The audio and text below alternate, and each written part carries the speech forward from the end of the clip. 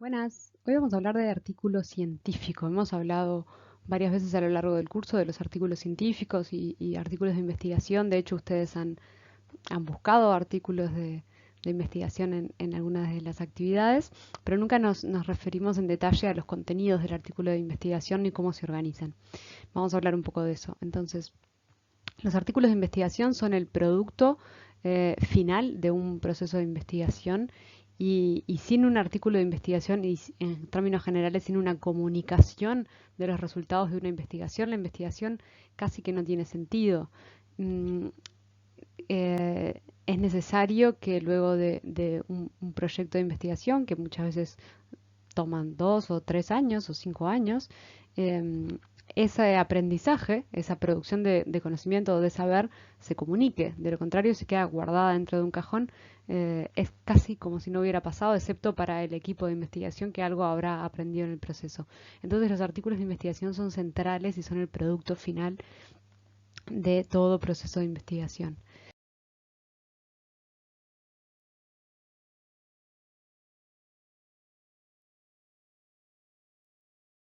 Lo que se conoce como IMRD por introducción, métodos, resultados y discusión.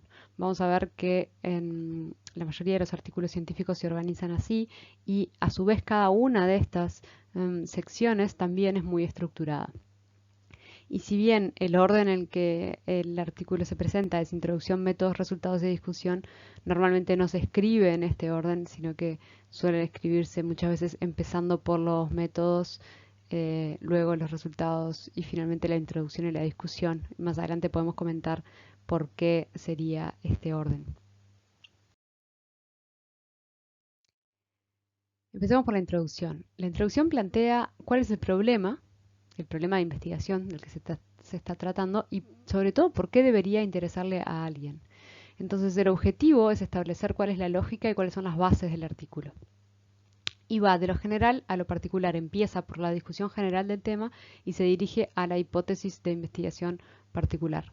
Un segundo objetivo en la introducción de los artículos de investigación es generar interés en el tema y en consecuencia generar lectores. Como ustedes habrán visto, se publican muchísimos artículos de investigación y bueno, uno no puede leer todos los artículos que se publican sobre el tema que a uno le interesa y tiene que elegir. Entonces, de alguna manera, los artículos compiten por la atención de los lectores. Esto se va a dar principalmente en el resumen, que lo vamos a ver en otro video, que es aquello a lo que todos accedemos, pero en la introducción también está objetivo de generar interés, también se plantea. Acá les dejo un ejemplo de una introducción, en este caso es una introducción de un trabajo final de grado, de corte de artículo de investigación. Y ven que lo leo como ejemplo. El ajedrez es un juego complejo que contiene un número finito de reglas bien establecidas, cuyo dominio es parte central en el proceso de aprendizaje del juego. Para alcanzar el dominio del juego, el niño debe ser capaz de comprender y tener conciencia de las reglas que lo caracterizan. Por esto resulta pertinente analizar el proceso de desarrollo ontogenético de la comprensión de las reglas del juego en general y la del ajedrez en particular, mostrando su relación con el desarrollo cognitivo. Entonces acá esta introducción deja planteados cuáles son los objetivos principales del estudio que tienen que ver con estudiar el aprendizaje y la comprensión de las reglas del ajedrez y su relación con el desarrollo cognitivo. En términos generales, seguramente a lo largo de la introducción luego vaya ajustando de qué manera exactamente. La introducción se organiza en 3 pasos. Esto que les voy a contar ahora surge del estudio de muchos artículos de investigación de distintas disciplinas y muestra que en general esta es la lógica que siguen las introducciones de los artículos de investigación. El primer paso sería establecer un territorio o lo que se hizo antes. El autor de este trabajo hace una comparación entre una introducción y la idea de cómo compiten distintas poblaciones de animales por el territorio. Y entonces, lo primero sería establecer un territorio, y en el caso de los artículos de investigación sería decir qué se hizo antes, básicamente qué se sabe hasta el momento cuando uno va a abordar un problema de investigación. El segundo paso sería establecer un nicho. Un nicho es decir, en el caso de los artículos, qué es lo que falta, qué es lo que no se sabe, y esto es lo que da sentido a la investigación, que es avanzar en la comprensión de algún tema, y vamos a avanzar justamente por las áreas en las que hay cosas que no entendemos o no sabemos. Y el tercer punto sería ocupar el nicho. Y con ocupar el nicho nos referimos a cómo este artículo de investigación en particular va a completar esa falta de información que hay, cómo se va a ocupar ese espacio vacío que quedaba. El primer paso, entonces, el de establecer un territorio, se logra a través de mostrar que esa área de conocimiento es importante o es central o es interesante o es problemática. Por ejemplo, si fuéramos a hablar sobre un artículo de investigación que trabaja sobre el aprendizaje de la lectura o sobre la comprensión lectora, una forma de establecer un territorio sería decir, hablar de las estadísticas de comprensión lectora actuales en los estudiantes de enseñanza media, mostrando que hay grandes deficiencias en la comprensión lectora y que los estudiantes llegan al liceo básicamente en general con habilidades pobres para la comprensión lectora, y algunos de ustedes lo experimentarán personalmente en la universidad. Entonces, de esa manera podríamos establecer un territorio diciendo, bueno, es claro que la comprensión lectora es un problema actual y que no está muy bien resuelto porque evidentemente no estamos logrando que los estudiantes adquieran estas habilidades en tiempo y forma. Para hacer esto, en los artículos de investigación, para plantear cuál es el problema y establecer ese territorio, presentamos y revisamos investigaciones anteriores que muestren qué es lo que se sabe sobre ese tema. Y acá entonces va a tener mucho peso el uso de citas, porque básicamente vamos a estar todo el tiempo refiriéndonos a investigaciones previas en esa área de conocimiento. Esto es necesario y es central a la introducción de cualquier artículo de investigación. Esta revisión de la literatura en la introducción de los artículos de investigación no implica revisar e incluir todos los trabajos que haya sobre ese tema o problema sobre el que estamos trabajando. Eso sería realmente imposible por la cantidad de trabajos que se publican a diario sobre cada tema, sino que tenemos que resumir cuáles son los trabajos más importantes, y importantes refiere a la importancia que hayan tenido en el campo, pero también la pertinencia que tengan respecto a nuestro problema de investigación. Respecto a el nivel de descripción y de detalle que se incluye en la introducción de los artículos, uno asume que el lector sabe algo del tema. Normalmente los artículos de investigación se publican en revistas especializadas y lo leen personas que saben algo del tema. Entonces, no es, y esto lo distingue de un artículo de divulgación, no tenemos que explicar todo desde cero, sino que asumimos que la persona maneja los conceptos de los que estamos hablando. Bueno, evitamos detalles innecesarios. Esto viene en línea, lo verán en otro video, con las características de la escritura académica, de precisión, claridad y brevedad. Parte de la fortaleza del uso de las citas es que muchas cosas podemos no explicarlas y referir a otros artículos que lo expliquen, y en esto tiene bastante sentido en la introducción de los artículos de investigación incluir citas a revisiones. Las revisiones son artículos que, en lugar de ser empíricos, o sea, de reportar resultados particulares de una investigación, hacen como un estado del arte, qué es lo que se sabe sobre un tema en un momento dado, y ahí sí se revisan todo o casi todo lo que se haya publicado sobre ese tema. Y esa es una buena manera de referir al lector, si no conoce muy bien el tema, a que de alguna manera se ponga haga una puesta a punto sobre el problema o el tema de estudio en el que estamos tratando. De citas ya hemos hablado bastante, pero como acá cobran bastante peso, vamos a recordar un poco que las citas sirven para reconocer el trabajo y la propiedad intelectual de otros autores, y entonces por lo tanto se usan por razones éticas, pero también permiten mostrar el respeto o darle reconocimiento a los otros autores por el trabajo que han hecho. Cuando digo autores, es autores investigadores. Pero además me permiten las citas dar autoridad a lo que estoy diciendo, y no autoridad vaga como apelando al nombre, sino mostrar que lo que estoy diciendo se basa en una evidencia. Entonces, si en el ejemplo de la comprensión lectora yo digo que actualmente casi la mitad de los estudiantes de tercer año de liceo no tiene las habilidades de comprensión lectora que se esperan para ese nivel de estudios, tengo que citar, por ejemplo, un informe del Instituto Nacional de Evaluación Educativa, de donde saqué esa información. Si no, el otro básicamente tiene que creerme y nada más. Y la filosofía por detrás de la investigación y de la ciencia es justamente poder basar nuestras aseveraciones en evidencia.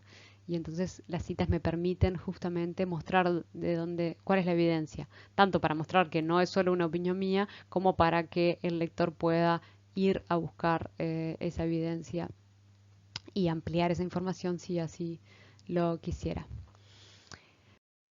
El segundo punto es establecer un nicho o decir qué es lo que falta. Esto se hace a través de indicar una brecha en las investigaciones previas o plantear una pregunta que no se haya planteado antes o extender el conocimiento previo de alguna manera. Por ejemplo, en el tema del aprendizaje de la lectura, un nicho que suele suceder es que la mayoría de los artículos y investigaciones están hechas en personas que hablan en inglés y por lo tanto en textos en inglés y tal vez haya menos información en lenguas como el español. Y entonces un nicho podría ser decir, bueno, se sabe bastante bien cuáles son las habilidades necesarias para tener una buena comprensión lectora. eh, y probablemente eso sea universal, pero se ha estudiado poco en español y habría que ver si en español pasa lo mismo que en inglés, si las características de la escritura en español son las mismas que las características del inglés, y bueno, tal vez eso sea una forma de establecer un nicho. Eh, es el punto más importante, el de establecer un nicho, decir qué es lo que falta o cuál es el hueco de conocimiento o de información, porque establece la necesidad del artículo de investigación, básicamente de la investigación que estoy presentando. Si mi investigación no aporta información novedosa, entonces no sabemos muy bien qué aporta. Y conecta además el primer paso, que era establecer el territorio, con el tercer paso, que es ocupar ese territorio al que vamos a ir ahora.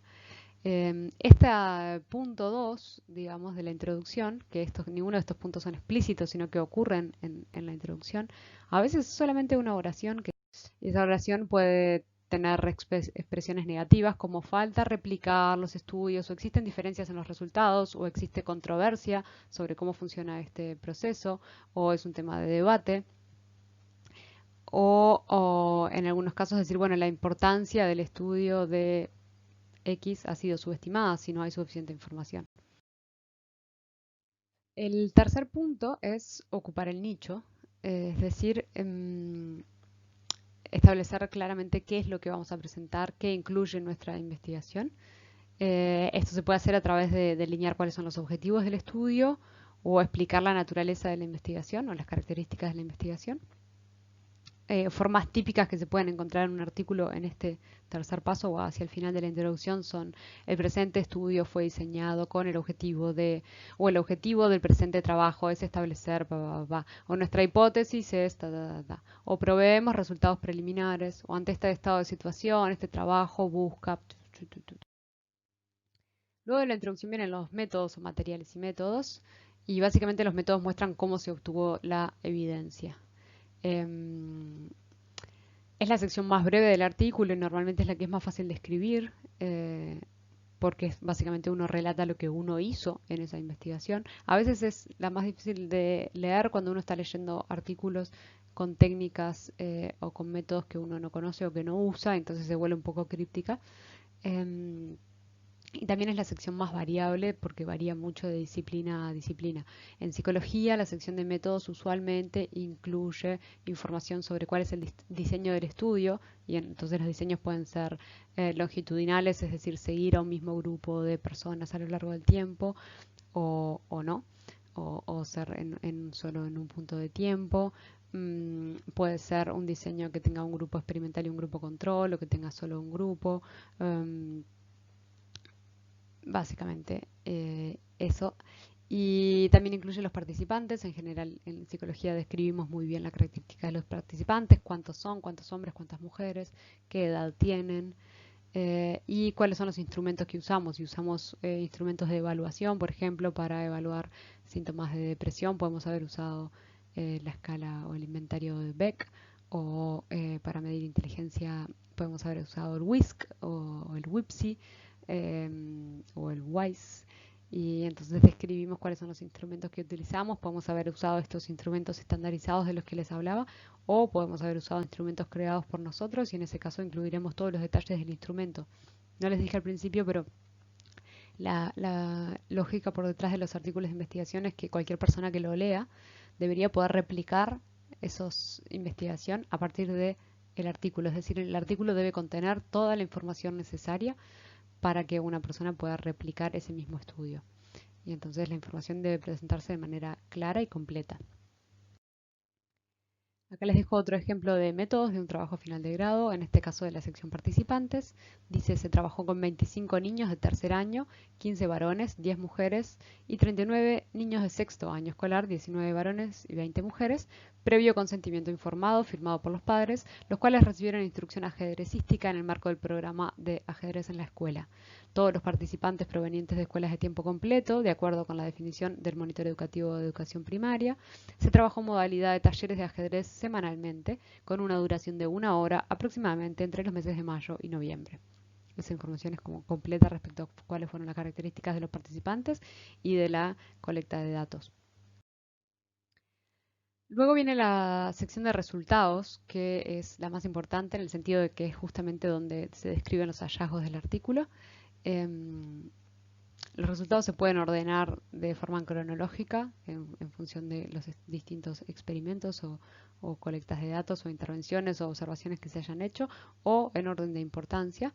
Lo que sí es importante en los resultados es que en la sección de resultados en los artículos de investigación no se incluye la interpretación de estos resultados, ¿sí? La interpretación de los resultados se incluye en la sección de discusión. En la sección resultados usualmente es donde encontramos tablas y figuras. Luego viene la sección de discusión, que básicamente nos va a hablar de cuáles son las consecuencias que tienen los resultados o cuál es la interpretación de los resultados.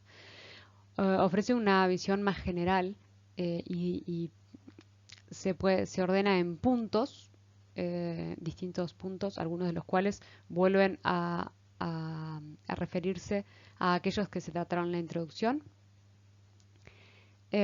Vuelve a poner el énfasis sobre cuál es el hallazgo novedoso del artículo y por qué es importante. Puede incluso incluir nuevas hipótesis. Muchas veces cuando analizamos los resultados de un proceso de investigación, quedan preguntas abiertas de cosas que no entendemos, y eso da lugar a nuevos procesos y proyectos de investigación, y esto podría ir en la discusión.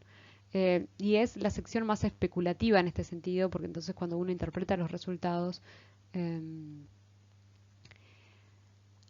básicamente hace hipótesis sobre por qué las cosas sucedieron como sucedieron y especula. Y eso es aceptable dentro de la discusión.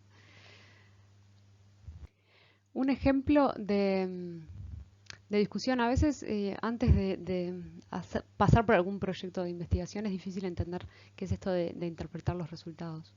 Entonces un ejemplo puede ser, imagínense que diseñamos un programa de estimulación para la lectura para mejorar la comprensión lectora en estudiantes de fines de primaria, ¿sí? Niños de 10 a 12 años, y entonces vemos que hay problemas de comprensión lectora. Y entonces diseñamos un programa que implica ir a las escuelas 2 veces por semana y ofrecerles textos para leer a los niños y acompañarlos en la lectura del texto y en discutir cada uno de esos cuentos, supongamos, escritos. Hacemos dos grupos, un grupo en el que participa en la investigación y otro grupo que no participa en ningún programa de estimulación. Y antes de empezar el programa y después de terminar el programa, evaluamos la comprensión lectora de los niños en los dos grupos. Termina el proyecto, analizamos los datos y vemos que antes de empezar los dos grupos, el grupo que participó del programa de estimulación y el grupo que no participó del programa de estimulación, tienen los mismos niveles de comprensión lectora. Supongamos que les dimos a leer un párrafo y les hicimos preguntas, 4 preguntas de comprensión lectora sobre la información que estaba contenida en ese párrafo. Analizamos los resultados sobre la evaluación en comprensión lectora después de que terminó el programa en los dos grupos y vemos que al terminar el programa los dos grupos tienen el mismo nivel de comprensión lectora, tanto el grupo que participó del programa de estimulación como el grupo de que no participó del programa de estimulación. Concluimos entonces que el programa de estimulación no funcionó. Esos serían los resultados, ¿sí? La discusión sería bien, ¿por qué no funcionó el programa? Y pueden pasar varias cosas. Puede ser que el programa no funcionó porque estaba mal diseñado, porque ir una vez por semana a las escuelas durante 3 meses no es suficiente tiempo para poder mejorar las habilidades de comprensión lectora, em, porque pero también puede ser que la forma en que evaluamos la comprensión lectora no haya estado bien pensada. Por ejemplo, que el párrafo y las 4 preguntas de comprensión lectora que les hicimos fueran demasiado fáciles y entonces los dos grupos tuvieron puntaje máximo. Y entonces tal vez el grupo que participó del programa de estimulación sí que mejoró su comprensión lectora, pero no lo podemos ver, no se evidencia en la evaluación que hicimos. O puede pasar lo contrario, que la forma en que evaluamos la comprensión lectora antes y después del programa de intervención eh, fuera demasiado difícil. Entonces, tanto el grupo que participó en el programa de estimulación como el otro grupo no pudieron contestar ninguna de las 4 preguntas. Entonces, capaz que sí mejoró un poco el grupo que participó de la estimulación, pero las preguntas eran tan difíciles, estaban muy lejos de sus posibilidades de comprensión lectora, entonces a todos les va igual de mal. ¿Sí? Eso sería la discusión, esa es interpretar los resultados. Y entonces en la discusión es la parte del artículo que es más laxa en ese sentido, que es más especulativa, pero que también es la que permite enlazar los resultados particulares con la discusión general. Y así como la introducción iba de lo general a lo particular, los resultados son muy particulares, la discusión va de lo particular hacia lo más general y permite enlazarlo, entre otras cosas, con el resto de la literatura, es decir, con el resto de los estudios que se hayan hecho. Si ha habido estudios parecidos, entonces la discusión permite comparar los resultados de nuestro estudio con el de otros estudios y muchas veces explicar por qué encontramos diferencias, si es que encontramos diferencias. Y básicamente eso es lo que es un artículo de investigación y cada una de sus características.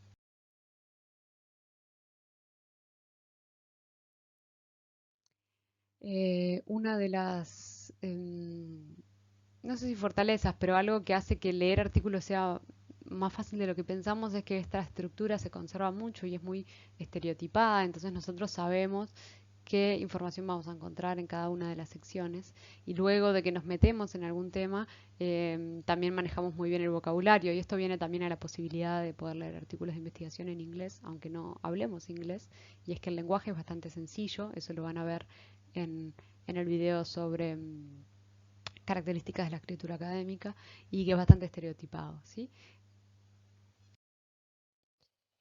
Bien, eso sería todo, se quedó bastante largo, sobre artículos de investigación. En el próximo video vamos a hablar sobre cómo es un aspecto central de los artículos de investigación que no cubrimos en este, que es el resumen o abstract, que es lo que vemos al principio de los artículos de investigación y a lo que siempre podemos acceder.